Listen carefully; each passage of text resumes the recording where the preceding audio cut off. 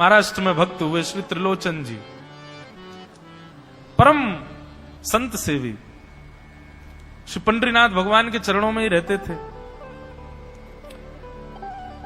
पति पत्नी दोनों निवास करते थे, उनके कोई संतान नहीं थी, इसलिए उन्होंने जीवन भर क्या नियम अपनाया कि जो भी धन आदि उनके पास था, जो भी वैभव था, उन्होंने वो पंढरपुर आने वाले वैष्णवों की सेवा में खर्च करने का उसका मन बनाया कि यहां इतने दर्शनार्थी आते हैं, सबका भोजन प्रसादी सामग्री हमारे घर में बना करेगी। तो श्री त्रिलोचन जी पंढरपुर आने वाले दर्शनार्थियों को घर बुलाकर के प्रेम से भोजन पवाते थे, और जितने भी दर्शनार्थी दर्शन करके पंढरपुर से जाते थे वो अन्य संतों को कह देते, बोले कहां जा रहे हो? बोले पंढरपुर जा रहे हैं। बोले भैया पंढरपुर जा रहे हो तो त्रिलोचन जी के यहां जाना, उनके यहां भोजन प्रसादी बहुत बढ़िया संतों के अनुकूल बनाते हैं। बड़ी ख्याति हो गई महाराज जी, अब तो जितनी भीड़ पंढरपुर विठल मंदिर में, उतनी भीड़ त्रिलोचन जी के घर के बाहर संतों की, दर्शनार्थियों की, सब प्रसाद पाने के लिए जाते। त्रिलोचन जी और उनकी पत्नी बड़े प्रसन्न कि इतने संतों की सेवा हम कर पा रहे हैं, ये हमारा सौभाग्य है। धीरे धीरे दोनों वृद्ध अवस्था को प्राप्त हो गए। दोनों वृद्ध हो गए तो अब इतनी सामग्री बना नहीं पाते, कोई सेवक नहीं था, स्वयं बनाते थे पति पत्नी मिलकर के। अब तो ऐसा हो जाता, कभी कभी दाल लग जाती, जल जाती, रोटियां सेकते तो रोटियां जल जाती। वृद्ध अवस्था, थक भी गए थे बहुत ज्यादा, तो प्रसाद पवाते तो थे, संत जन बेचारे प्रेम से स्वीकार तो करते, पर अब स्वाद नहीं होता था तो बेचारे जैसा था उसको पाते, थोड़ा बहुत पा करके चले जाते। धीरे धीरे संतों का आगमन अब कम होने लगा। त्रिलोचन जी इस बात से बड़े परेशान हो गए, बोले भैया संत हमारे घर से आना बंद हो गए, हम क्या करें? तो श्री त्रिलोचन जी महाराज ने बाहर एक बड़ा सा कुछ होर्डिंग जैसा लगा दिया, उस पर लिख दिया कि अंदर कोई संत सेवा आदि के लिए एक सेवक की आवश्यकता है, अगर किसी के अंदर सेवा भाव हो तो वो आकर के भीतर संपर्क करे। सेवा, ब्रजवासी सेवा, गौ सेवा, इन सब सेवाओं के प्रकल्प में यदि आप सेवक की कामना करोगे तो कहीं ना कहीं किसी ना किसी रूप में ठाकुर जी आएंगे सेवा के लिए। त्रिलोचन जी ने बाहर लिख दिया कि भाई संत सेवा के लिए सेवक की आवश्यकता है, यदि कोई सेवा भावी सेवा करना चाहता है तो भीतर आके संपर्क करे। अब यह बोर्ड पढ़ लिया हमारे श्री पंडरीनाथ भगवान ने, और श्री विठल भगवान एक छोटे से बालक का रूप धारण करके त्रिलोचन जी के यहां पहुंच गए। त्रिलोचन जी के यहां पहुंचे, त्रिलोचन जी बैठे थे। बोले साहब जी, आपने बाहर लिख रखा है संत सेवा के लिए यदि कोई इच्छुक हो तो भीतर आके संपर्क करे, मुझे सेवा करनी है। त्रिलोचन जी और उनकी पत्नी देखे, बोले कितना छोटा सा बालक है, कितना प्यारा है, ये तुम्हारे माता पिता नहीं है?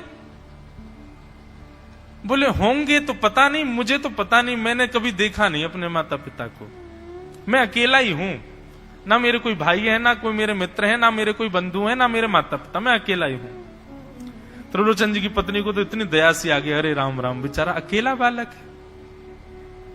अच्छा चलो ठीक है, तुम यहां सेवा कर लेना, लेकिन कुछ नियम है उनको सुन लो। सबसे पहले तो अपना नाम बताओ, तुम्हारा नाम क्या है? विठल भगवान ही थे वो, तो छोटे से बालक के रूप में गए थे। बोले मेरा नाम है अंतर्यामी। त्रिलोचन जी बोले नाम सुनकर के तो ऐसा लगता है जैसे सच में अंतर्यामी है क्या? अच्छा बेटा अंतर्यामी, सेवा करोगे? बोले ये सेवा करना तो मेरा जन्म जन्मांतर का काम है, मैं यही तो करता हूं। संतों की सेवा करना, वैष्णवों की सेवा करना, भक्तों की रक्षा करना, ये मेरा जन्म सिद्ध अधिकार है, मैं इसी के लिए ही आता हूं।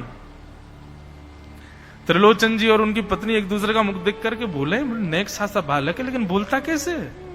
ठाकुर जी तो सत्य बोल रहे थे। बोले अच्छा, सुबह एक सब्जी बनानी पड़ेगी, दाल बनानी पड़ेगी, और हमारे यहां लगभग 100-150 संत आते हैं, उनके हिसाब की रोटी बनानी पड़ेगी, और सब बेटा तुमको करना पड़ेगा, हम थोड़ा बहुत सहायता कर देंगे, हमसे ज्यादा बनता नहीं है, तुमको ही सब सिद्ध करना पड़ेगा। अंतर्यामी भगवान बोले बिल्कुल निश्चिंत रहो, हम खीर भी बनाएंगे, हम रबड़ी भी बनाएंगे, हम रायता भी बना दिया करेंगे, हम 2-4 सब्जी और बना दिया करेंगे। त्रिलोचन जी बोले नेक्सा सा बालक, सब जानते हो तुम? बोले हाँ, हमको सब आता है, दुनिया का कोई काम नहीं जो हमको नहीं आता हो। और सुनिए, झाड़ू पोंछा बर्तन भी कर देंगे हम। त्रिलोचन जी तो बड़े खुश हो गए, बहुत बढ़िया सेवक मिला यार, ये तो सब काम करता है। लेकिन भगवान बोले लेकिन अब हमारी शर्त सुनो। त्रिलोचन जी बोले तुम्हारी भी शर्त है? बोले हाँ।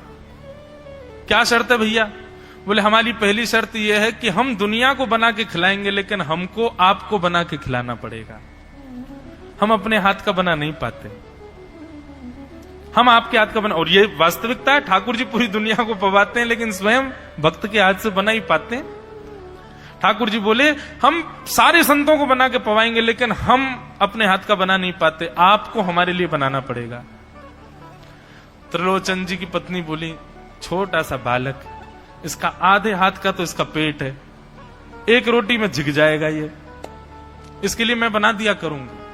ठीक है लला, तू बिल्कुल चिंता मत करो, तुम्हारे लिए भोजन हम बना दिया करेंगे। हमारी एक शर्त और सुन लीजिए। बोले क्या? हम कितना भी खाएं हमको टोकना नहीं कभी कि इतना क्यों खा रहे हो। त्रिलोचन जी बोले भैया हम क्यों टोकेंगे, तुम बढ़िया 2-3 रोटी खा लिया करना। बोले 2-3 रोटी तो हमारी दाढ़ में छुप जाती है कहीं पर, हम तो प्रेम से पाते हैं। बस आप लोग ये नियम याद रखना, आप कभी ये मत कहना कि इतना क्यों खा रहे हो। और सुनिए एक बात, अगर हमारे सामने कही तो अपराध बनेगा ही, आपका नियम टूटेगा ही। किसी और से जाकर के यदि आपने कह दिया कि बहुत खाता है, क्या बताएं, तो हम उसी दिन अंतर ध्यान हो जाएंगे, उसी दिन आपका घर छोड़ के चले जाएंगे, फिर दूरते रहना सेवक। त्रिलोचन जी बोले हम क्यों कहेंगे भैया, हम तो कभी नहीं कहेंगे, हम दोनों तुमको वचन देते हैं, तुम प्रेम से रहो, सबका सेवा करो, हम कभी नहीं कहेंगे कि इतना खाता है। भगवान बोले तो ठीक है, फिर कल से सेवा शुरू। अगले दिन महाराज त्रिलोचन जी और पत्नी उठे सवेरे ब्रह्म मुहूर्त में, देखा तो महाराज भीतर ही ठाकुर जी बढ़िया अपनी कमर कस करके, सिर पर ढांटा बांध करके, मुंह पर कपड़ा लगा करके और कढ़ाई में लिए चला रहे हैं, बना रहे हैं दाल। एक हाथ से दाल बना रहे हैं, फिर दौड़ के जाते हैं दूसरी कढ़ाई पे, वहां पर खीर बना रहे हैं, फिर कहीं जाते हैं वहां पूड़ी उछाल उछाल करके धर रहे हैं। त्रिलोचन जी और उनकी पत्नी देख रहे खड़े खड़े, अकेले ठाकुर जी सब बना रहे हैं, नेक्सा सा बालक। 8 बजे से संतों की जमात आनी प्रारंभ हो गई, सुबह के समय हो गया। महाराज अकेले ही पत्तल लेकर के दौड़ते हैं, सारे संतों को पत्तल बांटे आते हैं, फिर अकेले ही सामग्री लेकर के जाते हैं और लेकर के सबको बांटते हैं। त्रिलोचन जी कोई सामग्री लेके जाए तो ठाकुर जी बीच में ही आ जाते हैं, बाबूजी आप जाके बैठो, मैं बांट रहा हूं ना, आप उठ के मत आओ, आप उठ के आओगे सब फैल जाएगा, मैं कर रहा हूं ना सब। अकेले ठाकुर जी, अकेले अंतर्यामी भगवान सब कर रहे थे। और त्रिलोचन जी और उनकी पत्नी बड़े प्रसन्न, जय हो विठोबा, तेने तो भैया ऐसा लगे साक्षात तुम्हें ही आ गए हो, कितनी कृपा हो रही है, देखो कैसा